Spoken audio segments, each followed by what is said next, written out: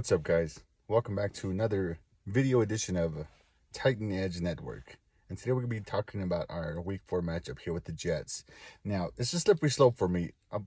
Just a few things here right at the top of my head. And this is going to be labeled as a madness segment. Anybody new to the show, madness segment, basically we're going to be rambling on about a few things just to get everybody caught up and up to speed. But madness is also going to be tied into things that are going to be intertwined with different weeks of the show that'll be tied into different teams, you could say, and issues. All right, but anyway, let's just go ahead and get this started. All right, so before things get really out of hand here, welcome back, Mario, my brother, my partner in crime here. He's gonna be on here probably shortly, after the post-game show. We got invited over here to the two-tone zone. So a few things for me is going to stand out here. Ryan Tannehill being the key on this. And why I'm saying Ryan Tannehill is everybody knows how much of a fan I was with Mariota. And he was that guy for us. But I'm starting to understand and see where he lacked in areas that Tannehill is more successful. Now, Ryan Tannehill seems to have these different issues here with miscommunications as we had on early on in the preseason. In the preseason, you said he had a little fumbleitis, little, either miscommunication cues, just something was off with him and the receivers. That being our rookie class and our backups. Now, why I say this could be a slippery slope is because we're missing A.J. Brown and we're missing Julio Jones. And like I said before, yes, we have Julio. Now what? We all see it now. We don't have a consistent line right now. We had a lot of people. I don't want to say everybody. We had a lot of people high on Dylan Redunds to be that guy for our right tackle, but we have either Ty Sombrayo filling in, or we have on and off Kendall Lamb, which I really thought Kendall Lamb was going to be that guy for us, but everybody just seems to be struggling right now. Nate Davis being that right guard as well. He seems to be struggling in the front. There's a few key hits that he let through with Tannehill. Oh my God, Tannehill got laid out. Woo! I was worried about him. I was like, that should be a flag on my quarterback, No, I'm just kidding, no. But you got to admit, something happened there. Either it's a miscommunication cue or play design. They couldn't hear it maybe in the 12th man, because it was at Seattle where Nate Davis did miss that pickup there. And then most recently, of course, last game as well. But this is going to prove to me, and I know everybody's going to say, whoa, Titan Edge, what are you talking about? He's talking crazy, man, because Ryan Tannehill, man, you weren't there for the Ravens game. You weren't there for that comeback where we came back, we were 21-3 or something, where we Joshua Kalu got that block, a great game, a great memorable game for me. But Ryan Tannehill ran in for that extra 2 to put us up for 3, you know what I mean? And we barely came back and we beat Kansas City and stuff, and I had heard a rumor, and I'm so totally off topic, but I had heard a rumor about the Titans fans were leaving because they thought we had lost. But I just want to know how big that roar was from the stadium when we got that, when we needed everything to go wrong. It did go wrong. And how big that roar was of the blocked field goal from the outside, that probably had to have been insane. Anyhow, back to subject at hand. So Ryan Tannehill, yes, he took care of that game in Kansas City. He took care of the game with the Patriots and stuff, mostly Derrick Henry took care of us postseason, right? And why I'm saying this is because this is where it needs to, this is just to give you guys a little background here. And with the Ravens game as well, right? Now, Two-Tone Zone brought up something really interesting yesterday, which I had been dwelling on for the longest time, was back and forth, was Corey Davis. At the end of that Ravens game, when we know we had A.J. Brown hurt, and he was out, when we needed Corey Davis to step up, he was nowhere to be found. He couldn't even shut down one when we needed him. And just see him on the sideline just give up and to get no answer whatsoever, no clarity whatsoever about, was he hurt? Was there something wrong or something happened, I mean, I get that the guy had lost his brother, his hero prior, but there's just something about a player's work ethic where I see them give up on the field. That's it for me. I don't want to be around any of that. I don't want to be affiliated with anything like that. And that's just what does it for me. I've personally been around stuff like that, and it really affects the game room. It really does. It really puts a sour taste in the coach's mouth, and if not, the other players too, because now they see what you're capable of. They're capable of not getting open, not doing your job, and you're wanting more money. You want to be that wide receiver one, but you got nothing to show forth. And, I'm sorry, but we all kind of knew this already. And the funny thing about this is, which I'll mention probably on another show here, because I don't want to take all the credit on this. I mean, my man here was the whole time was on this. We was neck to neck on this the whole time, and I'm pretty sure my brother Mario would be on the same page too. But Ryan Tannehill now has an injured Frickshire who's just now returning, who was supposed to be our tight end one, right? Okay, yeah. I've been paying attention. I've been following along. I've been listening. So if we have Michael Pruitt, who's been the majority of this spark in the tight end area, because let's just say it. We haven't seen much of Jeffrey Swaim. He's more been key in the run block area. But if you watch even just the main highlights on some of those successes, Jeffrey Swaim is struggling. He is getting beat off of that edge there. He's getting beat off of his man there. I'm not sure what's going on. And it's not like he's been productive in the pass game. I mean, if you guys have seen it, let me know if you guys have seen him be that productive, because I haven't yet. And he was my ace. He was one of my wild cards to be more successful besides Frickster. I mean, not Frickster, but it was going to be Jeffrey Swaim. And, I know we had another backup, because we had a thing with the tight ends backup, Who do we have?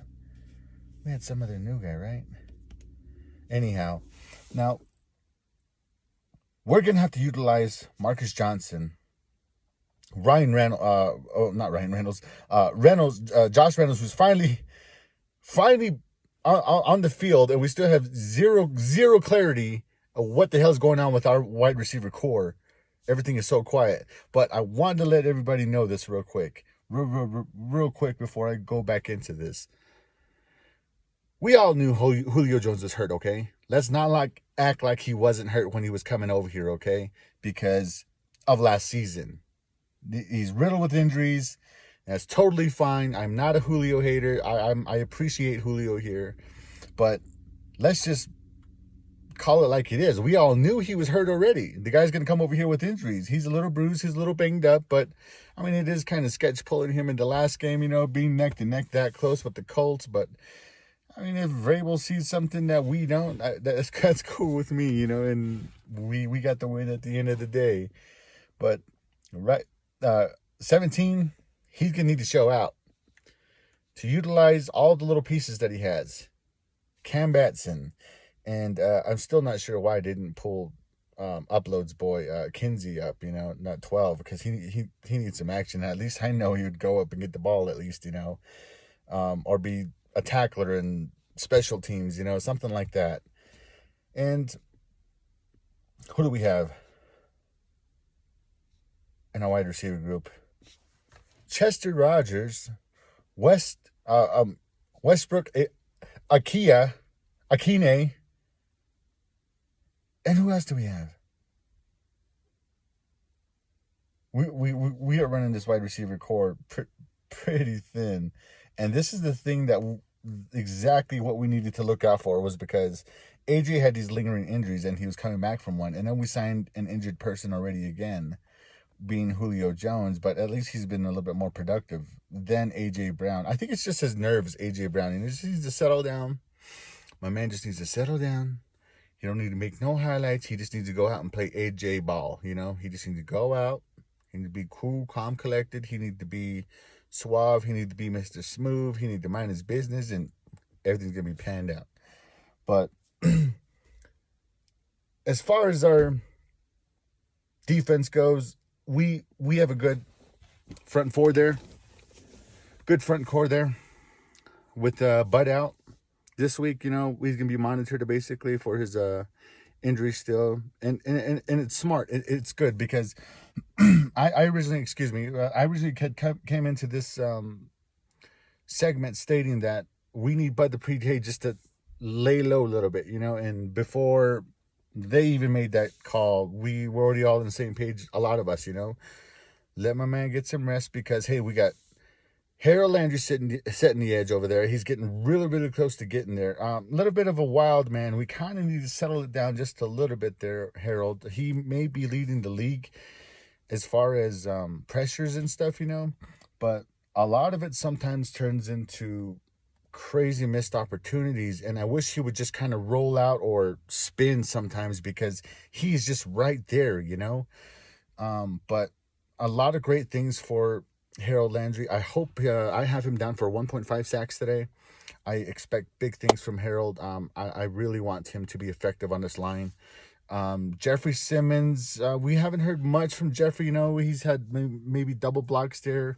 I was kind of hesitant to say, I don't know if anybody noticed too, but you see Jeff more on the inside now, and then you kind of see Autry a little bit more on the outside.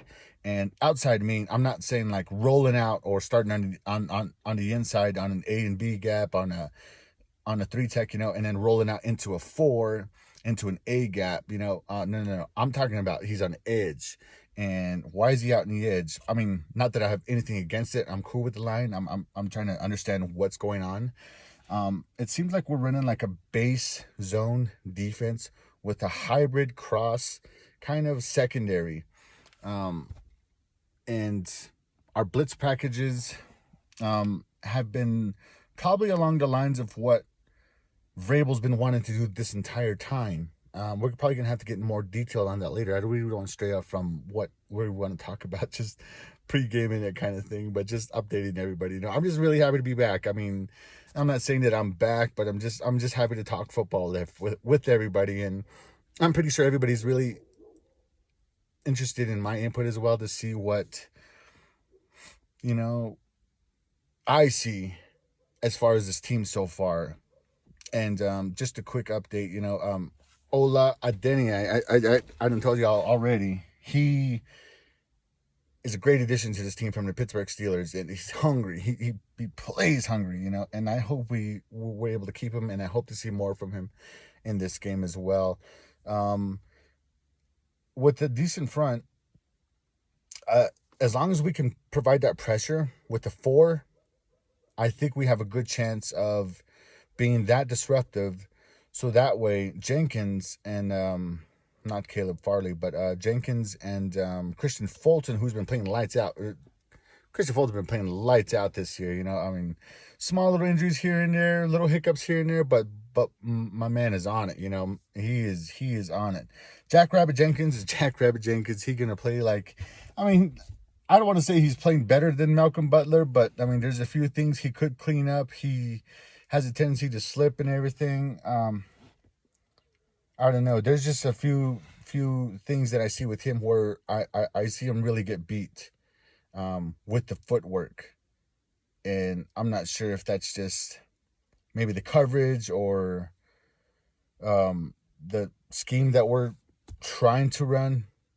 I'm not sure. But there's more I really want to see on it. If this is the craziest thing, and I don't know if anybody notices this as well too. So I'm watching TV, and it zooms into like a lot of like the actual quarterback and the main line, right?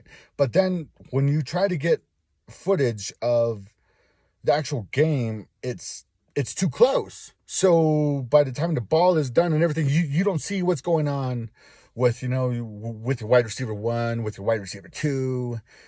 Which way did the route go? Who was back there? Who was in coverage? What was the was it Tampa 2? Was it Tampa 3? Was it a shallow zone? what pressure is back there, because sometimes it just ends right there, and it's so frustrating because you'd like to see where a lot of these players are, where their mistakes are, because you just don't get to see it, and it's frustrating. Anyhow, that's all I have for right now, and stay tuned.